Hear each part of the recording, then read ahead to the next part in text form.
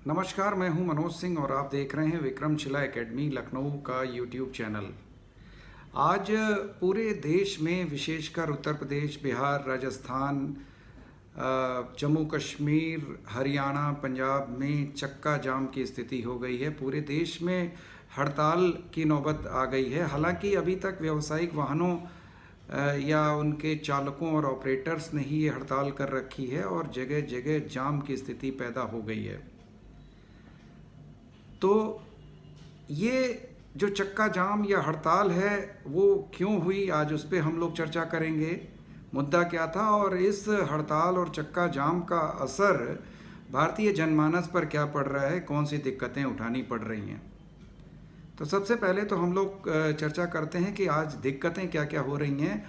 तो सबसे जो आवश्यक जो वस्तुएं जो पहुंचाने वाली ट्रकें हैं या जो लोडर्स हैं वो सामान नहीं पहुंचा पा रही हैं। गैस की किल्लत हो गई है, पेट्रोल डीजल पेट्रोल पंप से ख़त्म हो गए हैं, सीएनजी की भी प्रॉब्लम शुरू हो गई है और सरकार हालांकि इस पर काबू पाने की पूरी कोशिश कर रही है।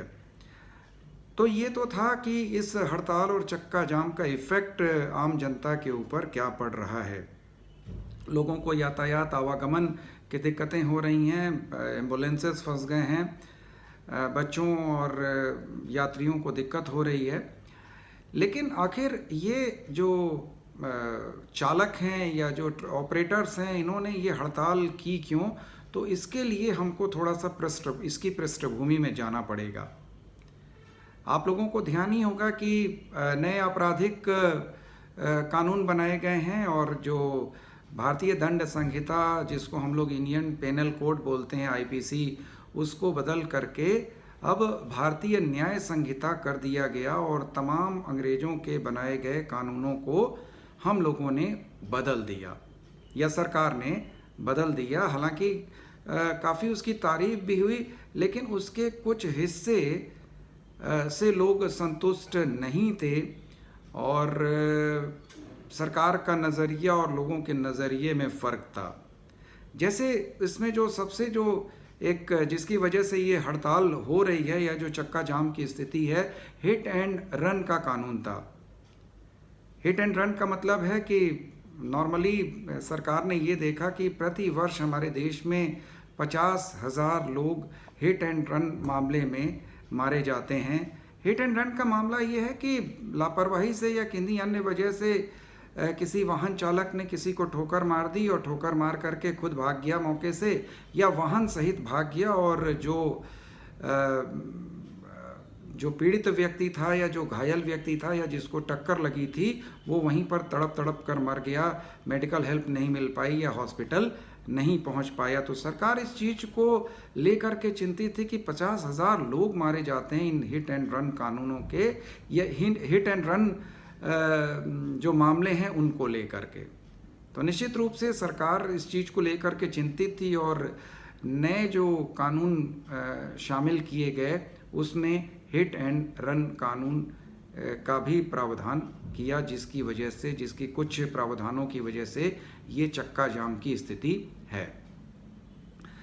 दरअसल इस कानून में अगर कोई गलत ड्राइविंग करता है या लापरवाही के चलते किसी की मौत हो जाती है तो इसके लिए वाहन चालक को 7 वर्ष की कैद और साथ ही साथ जुर्माना भी लगाया जाएगा। ये प्रावधान इसमें किया गया था और इसके लिए बाकायदे सेक्शन 104 यानी भारतीय जो न्याय संहिता थी उसका सेक्शन 104 लागू किया गया था।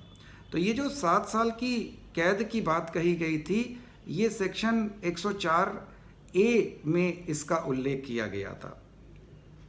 तो जहाँ तक 7 साल की कैद और जुर्माने से तो किसी को कोई दिक्कत नहीं थी कि भाई ठीक है, अगर कोई लापरवाही से गाड़ी चलाता है, हिट एंड रन का मामला करता है, किसी की मौत हो जाती है तो 7 साल की सज़ा और जुर्माना उसको दिया जाएगा। लेकिन जो ड्राइवर्स हैं या जो ऑपरेटर्स हैं उनको सबसे ज़्यादा दिक्कत ये जो भारतीय न्याय संहिता की सेक्शन 104 बी में जो प्रावधान दिए गए हैं उससे ज़्यादा लोगों को दिक्कत है। और ये 104 बी में क्या कहा गया है कि यदि कोई हादसा हो जाता है तो एक सामान्य मानवीय है कि अगर कोई हादसा हो जाता है तो लोग डर के मारे मौके से भाग खड़े होते हैं। चालक या तो गाड़ी समेत भागने का उसको मौका मिलता है तो गाड़ी समेत भाग जाता है, या अगर गाड़ी भागने की स्थिति में नहीं है तो वो खुद कूद करके भाग जाता है।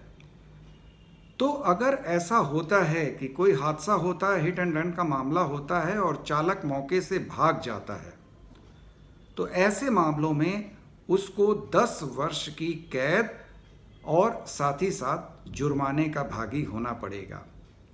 साथ ही साथ इसमें प्रावधान किया गया है कि अगर सज़ा से बचना है या 10 साल की सज़ा से बचना है तो हादसे के बाद चालक को पुलिस को सूचित करना पड़ेगा, मौके पर घायल की मदद करनी होगी और पुलिस अधिकारी के साथ साथ या तो वो पुलिस अधिकारी को सूचित करे या सक्षम मजिस्ट्रेट को उस हादसे की या उस दुर्घटना की जानकारी दे। तो वाहन चालकों को ज़्यादा जो समस्या है या ज़्यादा जो चिंता है इसी बात से है कि इन केस अगर दुर्घटना के बाद, जैसा कि होता है कि दुर्घटना के बाद भीड़ या जो घायल है उसके परिजन उत्तेजित हो जाते हैं और चालक को पीट पीट कर मार देते हैं।